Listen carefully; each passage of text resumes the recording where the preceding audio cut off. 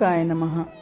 చెలవరాయ దేవస్థానం స్వామి తర్వాత మళ్ళీ అమ్మవారికి ఒక ప్రత్యేకమైన మండపం ఉంటుంది. ఆ మండపం ఎన్నో శిల్పకళా స్తంభాలు అద్భుతంగా ఉంటుంది. అమ్మవారి దర్శనం అమ్మల కన్నయ్యమ్మ ముగురుటమ్మల మూలపుటమ్మ కదా.